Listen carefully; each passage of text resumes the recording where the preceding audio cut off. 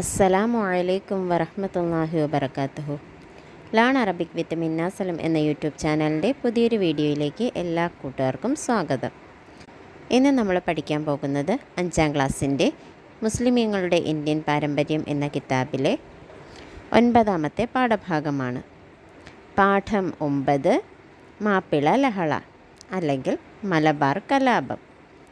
മുസ്ലിംകൾ ബ്രിട്ടീഷ് പട്ടാളത്തോട് ഏറ്റുമുട്ടിയ സമരമാണ് മാപ്പിള ലഹള.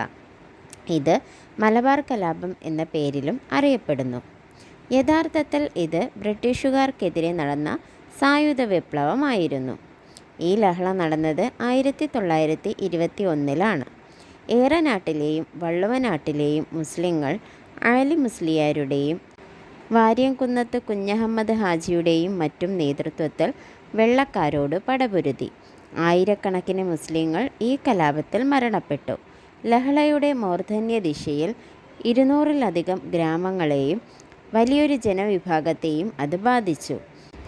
ഇത്ര വ്യാപകമായ ഒരു വിപ്ലവം ഇതിനു മുമ്പോ പിമ്പോ കേരളത്തിൽ ഉണ്ടായിട്ടില്ല. പൊന്നാനിയിലെ സുപ്രസിദ്ധമായ മഖ്ദൂം കുടുംബത്തിലെ അംഗമായിരുന്നു ആലി മുസ്ലിയാരുടെ മാതാവ്.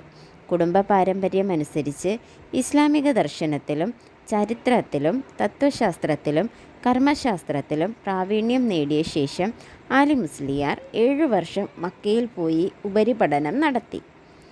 അതിനുശേഷം കവറത്തി ദ്വീപിലെ മുഖ്യ ഖാദിയായി സേവനമനുഷ്ഠിച്ചിരുന്നു. 1891 മണ്ണാർക്കാട് നടന്ന ബ്രിട്ടീഷ് വിരുദ്ധ ലഹളയിൽ ജ്യേഷ്ഠ സഹോദരൻ ഉൾപ്പെടെ ധാരാളം മാപ്പിള സഹോദരങ്ങൾ മരണപ്പെട്ടു. ഈ വിവരമറിഞ്ഞ അദ്ദേഹം മലബാറിൽ എത്തി സമര നേതൃത്വം ഏറ്റെടുത്തു. 1896 നടന്ന അതിരൂക്ഷമായ ലഹളയിലും മുസ്ലിയാരുടെ ധാരാളം ബന്ധുക്കളും സുഹൃത്തുക്കളും മരണപ്പെട്ടു. മാപ്പിളമാരെ കൂട്ടത്തോടെ പിടിച്ചുകൊണ്ടുപോയി ആൻഡമാനിലേക്ക് നാടുകടത്തി. അവിടെ മഞ്ഞിനോടും മലമ്പാമ്പിനോടും മല്ലടിച്ച് ആ സഹോദരന്മാരിൽ ഭൂരിഭാഗവും മരണമടഞ്ഞു. കരളലിയിക്കുന്ന ആ കഥ പറയാൻ ഇന്ന് ബംഗാൾ ഉൾക്കടലിലെ തിരമാലകൾ മാത്രമാണുള്ളത്. ചരിത്രമെഴുതി കച്ചവടം നടത്തുന്നവർ ഈ കഥയെല്ലാം മറന്നുപോയിരിക്കുന്നു. ഇടതടവില്ലാത്ത പോരാട്ടങ്ങളിൽ കൂടി ബ്രിട്ടീഷ് പട്ടാളത്തെ പൊറുതിമുട്ടിച്ച ആലി മുസ്ലിയാരെ കോയമ്പത്തൂർ ജയിലിൽ തൂക്കിലേറ്റാൻ തീരുമാനിച്ചു. സാത്വികനായ ആലി മുസ്ലിയാർ തൂക്കിലേറ്റാൻ നിശ്ചയിച്ച ദിവസം പുലരുന്നതിനു മണിക്കൂറുകൾക്ക് മുമ്പ് എഴുന്നേറ്റ് കുളിച്ച് അംഗശുദ്ധി വരുത്തി തഹജ്ജുദ് നിസ്കരിക്കുകയും പ്രാർത്ഥിക്കുകയും ചെയ്തു. ശേഷം സുബഹി നിസ്കാരത്തിനു മുമ്പുള്ള സുന്നത്തും സുബഹിയും നിസ്കരിച്ചു.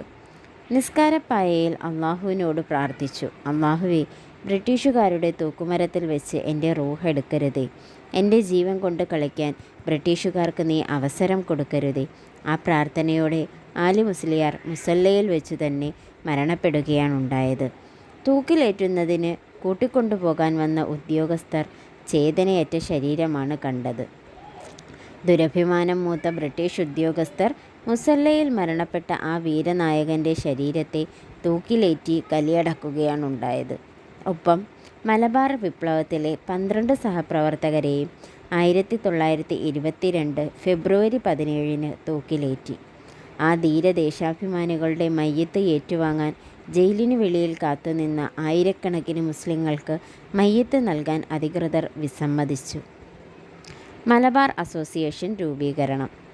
അധികാരികളോട് പ്രതികരിക്കാൻ അന്ന് ജയിൽ പരിസരത്ത് വെച്ച് തന്നെ രൂപീകരിച്ച സംഘടനയാണ് മലബാർ മുസ്ലിം അസോസിയേഷൻ.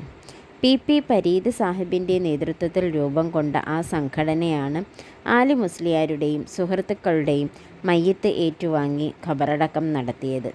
കോയമ്പത്തൂരിൽ ഒരു സ്മാരക സൗധവും അവർ പടുത്തുയർത്തി. ഇപ്പോൾ ഈ സംഘടന കേരള മുസ്ലിം അസോസിയേഷൻ എന്ന പേരിൽ പ്രവർത്തിക്കുന്നു.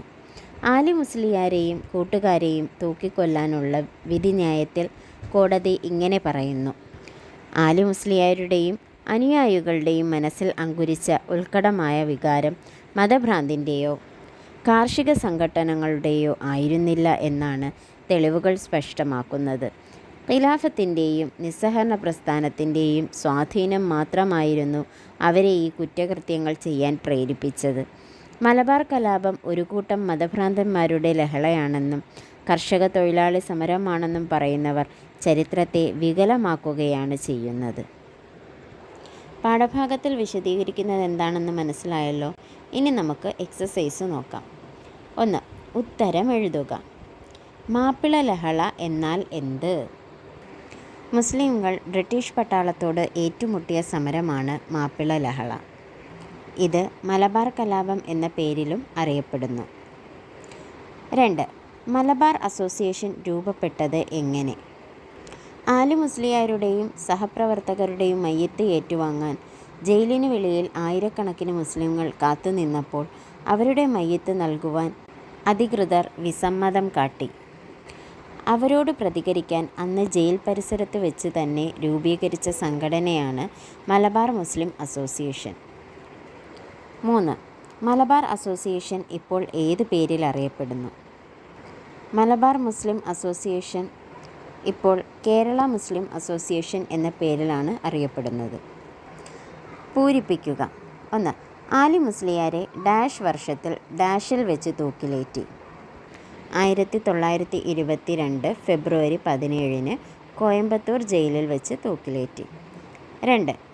മാപ്പിള ലഹളയുടെ മറ്റൊരു പേരാണ് മലബാർ കലാപം. 3. ആലി മുസ്ലിയാരുടെ മാതാവ് ഡാഷ് കുടുംബത്തിലെ അംഗമായിരുന്നു. മഖ്ദൂം കുടുംബത്തിലെ അംഗമായിരുന്നു. 1896 നടന്ന അതിരൂക്ഷമായ ലഹളയിൽ മാപ്പിളമാരെ കൂട്ടത്തോടെ പിടിച്ചുകൊണ്ടുപോയി ഡാഷിലേക്ക് നാടുകടത്തി. ആൻഡമാനിലേക്ക് നാടുകടത്തി. ആലി മുസ്ലിയാരെ തൂക്കിലേറ്റിയത് ഡാഷ് ജയിലിലായിരുന്നു, കോയമ്പത്തൂർ ജയിലിലായിരുന്നു. മലബാർ അസോസിയേഷൻ ഇപ്പോൾ ഡാഷ് എന്ന പേരിൽ പ്രവർത്തിക്കുന്നു, കേരള മുസ്ലിം അസോസിയേഷൻ എന്ന പേരിൽ പ്രവർത്തിക്കുന്നു. അടുത്തത് വർഷം എഴുതുക. 1. മാപ്പിള ലഹള നടന്നത് 1921. 2. മണ്ണാർക്കാട് നടന്ന ബ്രിട്ടീഷ് വിരുദ്ധ ലഹള എന്നായിരുന്നു? 1891. 3. ആലി മുസ്ലിയാരെ തൂക്കിക്കൊന്നത് 1922 ഫെബ്രുവരി 17. പാഠഭാഗവും ചോദ്യോത്തരങ്ങളും എല്ലാം മനസ്സിലായി എന്ന് വിശ്വസിക്കുന്നു. ഇതോടുകൂടി ഇന്നത്തെ നമ്മുടെ ക്ലാസ് അവസാനിക്കുകയാണ്. ഇൻഷാ അല്ലാഹ് മറ്റൊരു വീഡിയോയുമായി കാണും വരെ മഅസ്സലാമ.